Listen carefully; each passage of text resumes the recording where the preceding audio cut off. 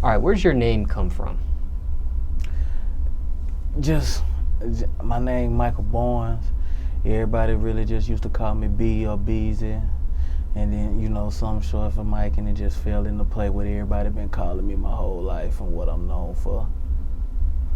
Most people, when they have a stage name, they always choose something completely away from their real name. Did you have thoughts of having a different name than that, or? Nah, never. I always really just wanted to be me, kind of like the old school rappers. They always had pretty much their name or a hyphen behind it or just something like that. Now, where are you from? From Oakdale, Louisiana. Now, how far is that from, like, let's say, New Orleans? That's maybe like 2.5 hours. It's more of a country, so less of a city than New Orleans. You know what I'm saying? Much smaller. Now, what's your opinion of the state of rap music right now in Louisiana? It's a whole bunch of underground hype, but Louisiana, a place where not too many national artists travel unless they travel to New Orleans. If they're not going to New Orleans, they maybe go to Baton Rouge, but they don't go no further than that. So if you're not really from those areas, you may not even get a chance to get heard. You know what I'm saying? So it's kind of like a grimy spot because, you know what I'm saying, only certain artists get in and they try to make it last because it's hard for it to stretch out unless they really just go out their way to stretch it out. You know what I'm saying? Give me a tour of your town.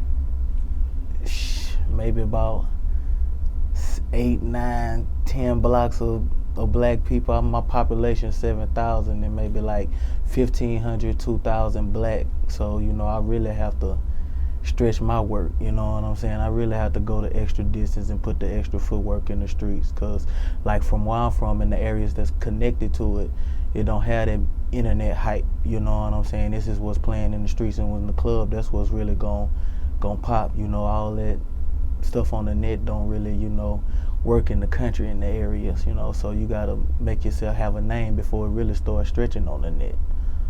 Now, favorite food spot in your town? At the house cooking. You cooking or someone else cooking? Me, my family, just, that's what we like to do. We like to get together, cook, have little parties, you know what I'm saying, link up, do things, make music, stuff like that. What's your favorite dish to cook? It's called a sauce in Louisiana. It's different kinds of meat smoked up in your own gravy, you know what I'm saying? You make your gravy yourself, you know what I'm saying, from scratch. So that's what we like to cook. It's called a sauce back home. Now, what about the nightlife? Is there any nightlife out there? Not in my city, but in the cities that's close to me. Like I'm from maybe like 40 minutes from every major city, an hour from, every major city at the fact like New Orleans 2.5 hours, Baton Rouge 2 hours from it, Shreveport 2 hours, Lafayette maybe an hour and a half, Lake Charles is an hour, Alexandria is an hour. All those places where my music heavy at, where I can just, where I travel from club to club, and the smaller towns that's in there. Because that's what really, hole in the walls, hood clubs, traps, that's kind of where my music started off at. So is there anything special about the town you're in? Is it known for anything? It's got a lot of known ex-drug dealers, a lot of people that got life and dead and known for like hustling and stuff like that, but there's nobody that made it to the league. There's nobody that we can really just look up to like that, you know what I'm saying? It's ran off old money and old money don't like to share. Now let's take it back for a second. What type of student were you in school? I was a honor roll student up until, maybe my last few years in high school. I was pretty much average dealing with sports and the streets and, I come from straight out the struggle. Like everything I ever really had, I had to get it on my own, you know what I'm saying? My family did the best they could, but small town, hard circumstances, a lot of stuff you stand on your own. I still managed to go to college though, in Northwestern State, in Natchitoches, Louisiana, where I graduated from. So, you know, I can spit that both sides to you, you know, that started from nothing, grind, never had shit, grind, to trapping, to doing whatever you need to do, to going to school, to speaking for the struggling student. You know what I'm saying? I can hit you with every aspect. Now, speaking of college, different people think differently about college. Some people have dropped out and been very successful without college, like someone like Kanye West or Bill Gates. And then other people really swear by college. What's your stance on college? Do you think people need it? Do you think people should go? I feel, you know, knowledge is power, you know what I'm saying? Especially in the world where it's steady advancing and what's going on, you're going to need more than high school or being a dropout. And the drug hustle, it ain't what, so say it used to be, what you see on TV from back in the day. So I advise people to, you know what I'm saying, go to school, get yourself something, because you got to live in this world. That's, you know, that's what you got to do to live, and live how you want to live in this world. So if that's what they say we got to do to be successful, let's do it. Now, what about jobs? Any jobs growing up? I worked in the grocery market when I was in high school. Just, you know, for tips, getting money for college, you know, saving, trying to get a car for school, stuff like that. Then got to college and really dabbled into the underworld, you know what I'm saying, and still managed to make it through that and graduate. I opened a business before I graduated college. I opened a clothing store for like 4 years, and that was successful, you know what I'm saying. Helped, you know, boost stuff like the rap and doing different things I wanted to do. So I'm good with hard work, you know what I'm saying, but also I got a business mind to know ownership is the key. Referring back to the previous jobs you had talked about, like the grocery store and stuff, was there any crazy customer stories dealing with any of those jobs? Nothing, just people falling down, trying to hit a lick off, you know, grocery store. You see kind of stuff like how people greeted behind money around, petty stuff like that. What's the worst thing you put your parents through? Probably the loud police kicking in our door. Something like that, you know, searching the house, even though they didn't find nothing. It's just putting the family through something like that, you know what I'm saying?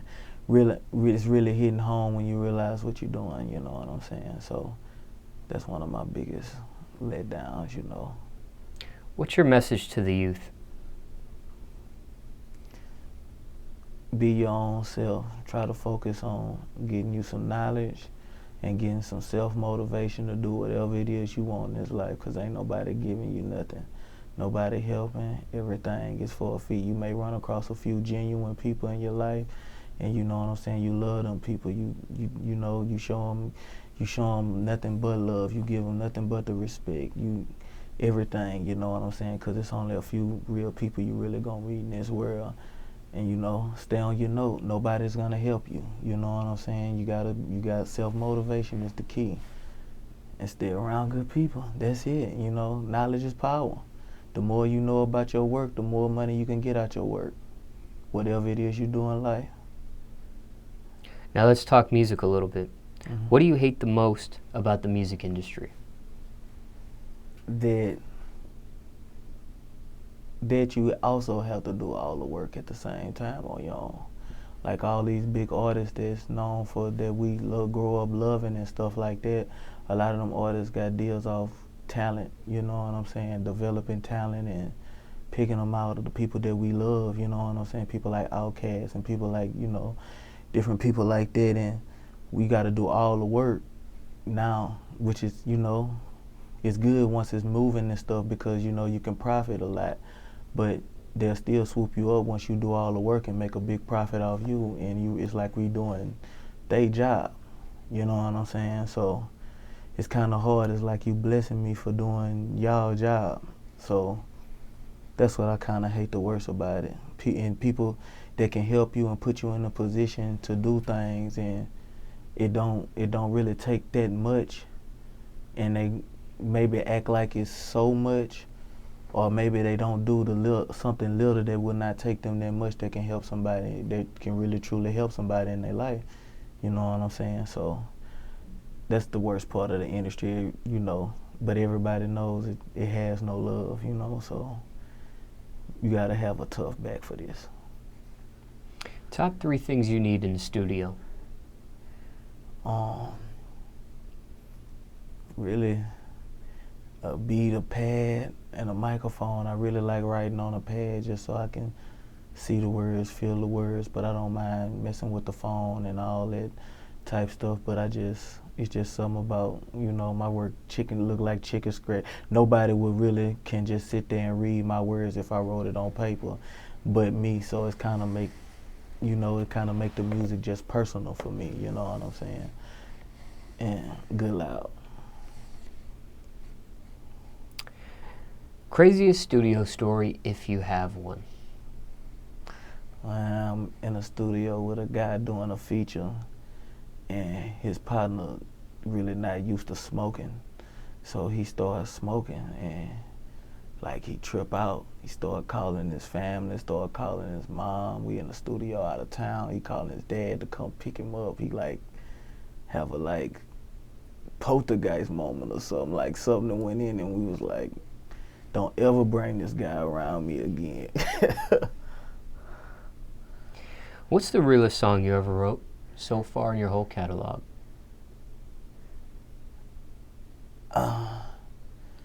Probably one of my favorite or realest might have been,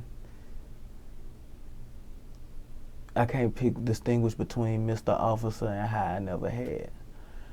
They two different. Mr. Officer is a talk about, just say me talking to an officer, saying the things I don't want to do, but I got to do it out here because maybe I'm starving or it's cold outside, you know what I'm saying? I'm trying to feed my family. The things people that I love got to do sometimes that they don't want to do, and risking their lives what they do. So it's kind of just like a ode to that. And Chasing the High I Never Had is like feeling like all the experiences that I done been through, like with this music from before music to music now, doing the crowds that I'm doing, the amazing stuff I'm doing, by all me just hustling off, you know, my grind is just kind of amazing, you know what I'm saying? So it's like I'm trying to stay doing stuff like this, stay doing positive stuff, because everything else was around me was kind of negative before this, you know what I'm saying? This music stuff jumped out for me, and I'm chasing the high I never had.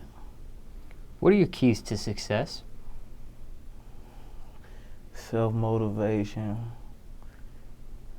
grind, and just, you know, really just determination. The failure I won't lose. Being from a small area, I'm used to kind of whatever I work for, whatever I do, I earned it and I get what I want. So I ain't never really failed at too many things. So doing this music thing, I was like, I just can't fail at it. And years and years of putting it down, and I thought I was maybe failing until, you know, the last maybe 2 years of my life, and it's just, you know, things just changed. Some of the best years of my life, you know what I'm saying, just off music and focusing on what I need to do and just being me, you know, doing it on my terms. That's, you know, that's the best feeling about all this, you know, doing it on my terms. So what you got going on right now? Man, I got one of the biggest campaigns going on right now in Louisiana with this record I got. It's called Fuck 'Em. The radio version is called Bust 'Em. It's hitting all the clubs, all the traps everywhere in the boot. It's making range in Arkansas, Mississippi, Alabama, with the help of people like Hollywood, Bebe, Bigger Rankin, DJ Smallz. You know what I'm saying? They taking me, you know, help taking this movement to another level. I got the campaign going on.